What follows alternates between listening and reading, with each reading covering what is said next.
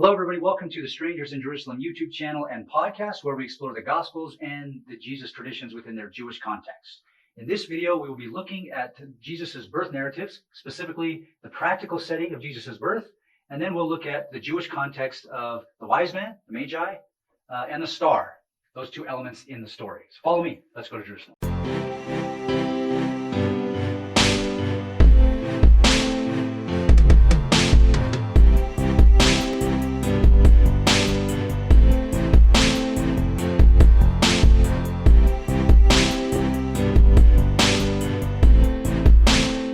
Okay, last video we talked about the genealogy of Jesus and the Annunciation and how we fit those into Jesus' Jewish world. So if you want to see that video, I recommend watching that first. You can click here in the link and check out that video. But with this video, let's dive in to the birth story of Jesus, and we'll pull out a few points to help us understand the text better and also the Jewish context of the story. So first, let's look at the practical setting of Jesus's birth. I asked my students, what's the typical story of Jesus' birth that we hear in movies and plays? Especially, obviously, during the holiday season, Christmas season, there's lots of plays, lots of movies. What's the typical story of Jesus' birth? And then a lot of them say, well, they come to Bethlehem when Mary is like 9 months pregnant, right? On the verge of giving birth. And they're traveling alone. Mary and Joseph are traveling alone. They're traveling at night, and they get to Bethlehem right in the nick of time.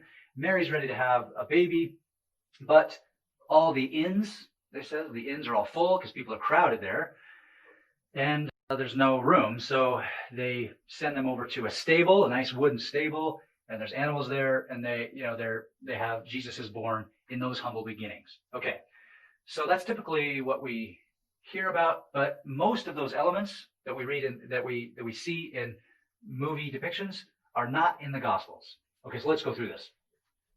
The first question is, would Joseph and Mary travel alone from Nazareth all the way to Bethlehem?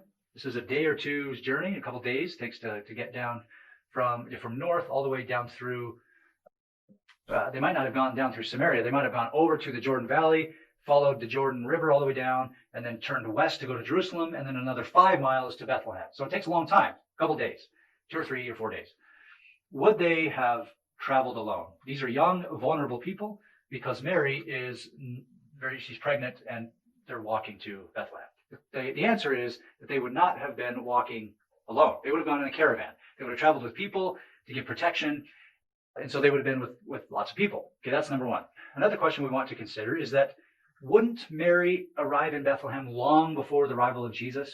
It seems like they would prepare for this trip knowing that she's pregnant, and then they would go there, travel there in enough time to get settled in. Now, the answer is yes, they would have. And in Luke 2, here is what we read in verse 6. It says, while they were there, the time came for her to deliver her child. So it shows us that she was already there. While they were there, now came the time for her to deliver a child. It doesn't seem that she showed up the very night on the verge of giving birth, like our tradition says. Okay, so that's that point.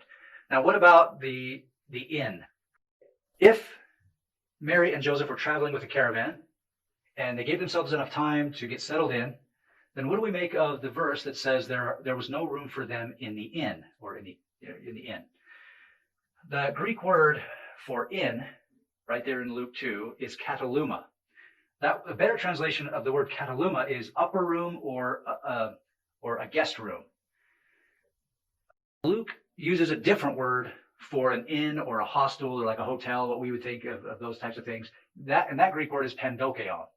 He does use such a word, that word pandokion, in, let's see, where is it? It's in the Good Samaritan story, where the Good Samaritan takes the guy who's been beaten, takes him to an inn or a pandokion. With this word kataluma, there was no room for them in the kataluma. It means an upper room or a guest room. This is the same word that is referred to in the Last Supper. The room of the Last Supper is they rented out a kataluma or bought a guest room or something to have their last moments together before Jesus goes to Gethsemane. Okay, so what does this all mean?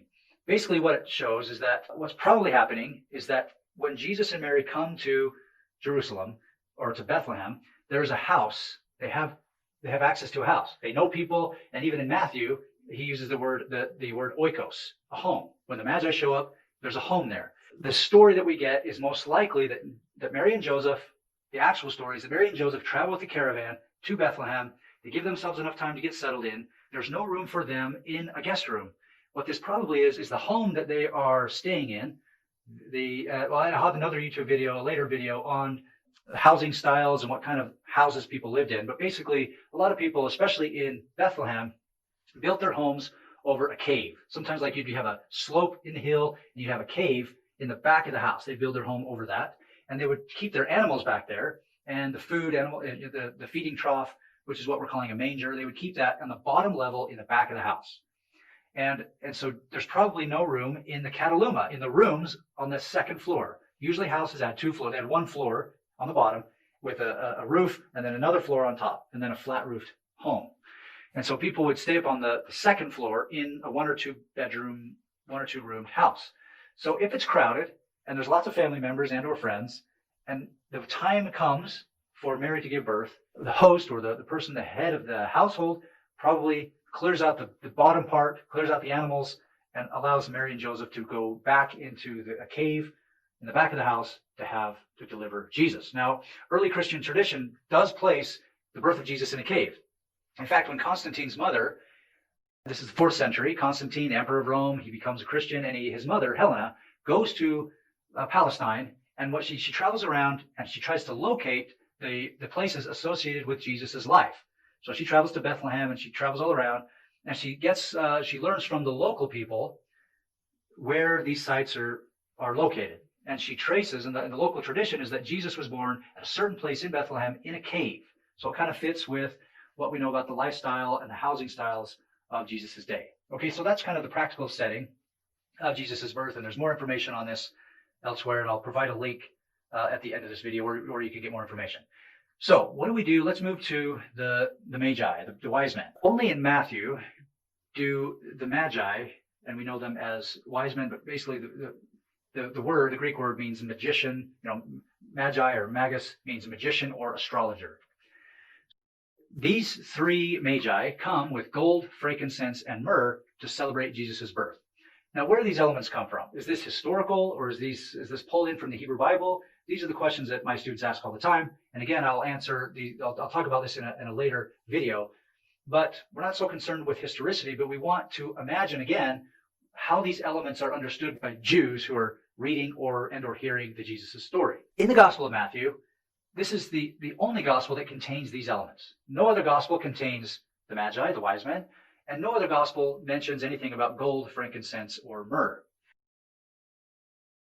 When we go to the Hebrew Bible, and the author of Matthew is very liberal in his use of elements from the Hebrew Bible. He's constantly trying to size up Jesus in relation to elements and to people and themes of the Hebrew Bible. When we go to the Hebrew Bible, we see very clearly what the author of Matthew is trying to accomplish. So, for example, in Isaiah chapter 60, it says that the nations of the earth will flee their darkness and come to your light, and kings to the brightness of your dawn. So he's talking to Israel, that the nations of the earth will flee and come to Israel, and the kings would come and to the brightness of Israel. Okay. When these kings come, they will bring gold and frankincense and shall proclaim the praise of the Lord. So right there, the author of Matthew is trying to reach back and to highlight prophecies that will make the story much more powerful, trying to link Jesus with these prophecies. Okay, people of the Gentile or the nations will come with gold and frankincense, and they will praise the Lord. We also see in 1 Kings chapter 10 that the Queen of Sheba, as we say in English, Queen of Sheba, brings spices and gold to King Solomon. Now, why is this important?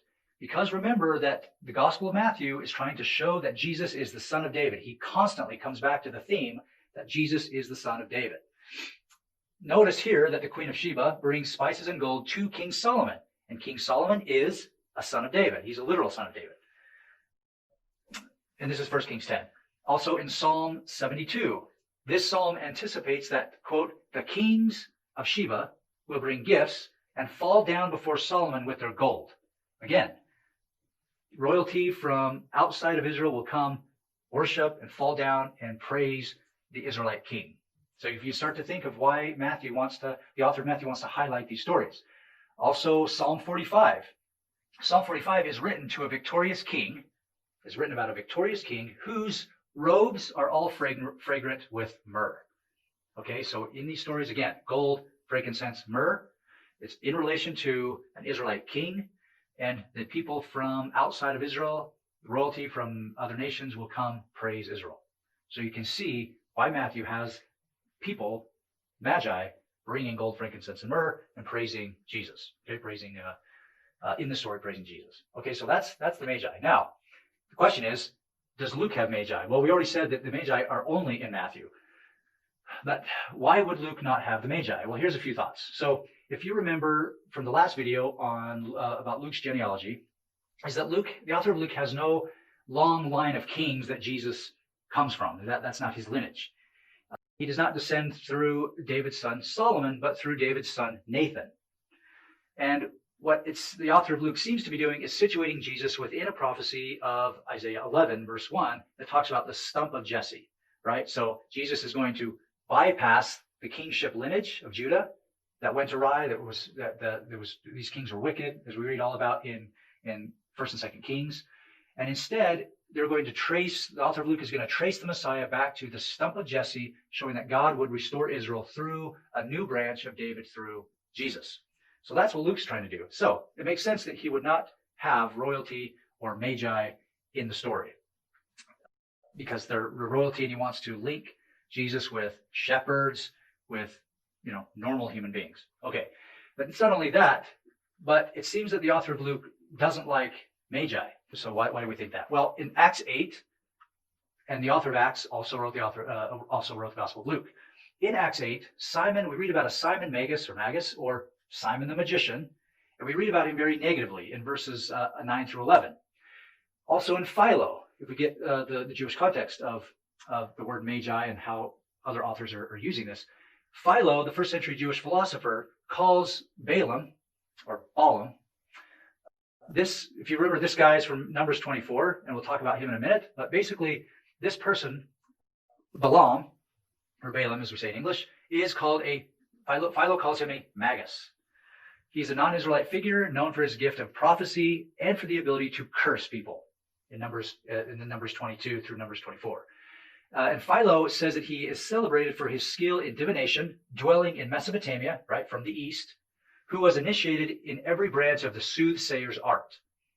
Not a favorable term, magus, or where we get wise men. So Balaam is considered, he's conspired against Israel in the days of Moses, and because of that, he's defamed by the New Testament authors. So it's 2 Peter, in Jude, and the book of Revelation. And I'll put these references up on the screen here. All of these authors speak about Balaam in a very negative way. Like, this is the context of people coming from the east who are called magicians or astrologers, who have they're seen with suspicion. It seems that the author of Luke, especially considering Acts 8, he doesn't like magi, so he's not going to include them, especially in the story of Jesus. What the author of Luke does try to do is he uses angels who come to shepherds, and he shows that actually shepherds are also associated with the Messiah, as we will discuss in a later video on the Messiah. So here is Luke 2, verse 11. To you was born this day in the city of David a Savior, who is the Messiah. We have Matthew and Luke, these Gospels, that are interested and concerned with showing that Jesus is the Messiah, but they go about it in different ways. The author of Matthew highlights royalty, and he's focused on certain prophecies, where the author of Luke is not concerned with royalty, but he's using other prophecies, Isaiah 11, and he wants to highlight shepherds and a more humble beginning for Jesus. So this is why there's no magi in Luke. Now, I will mention real briefly is that notice if you go to the Gospel of Luke and you read the first couple of verses, you will notice that Luke seems to be aware of the Gospels of Mark and Matthew.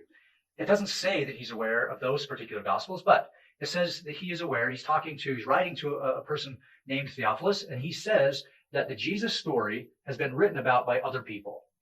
Now, because Mark and Matthew were so widespread, at least later, they seem to be very widespread, it's probably those Gospels that he's talking about.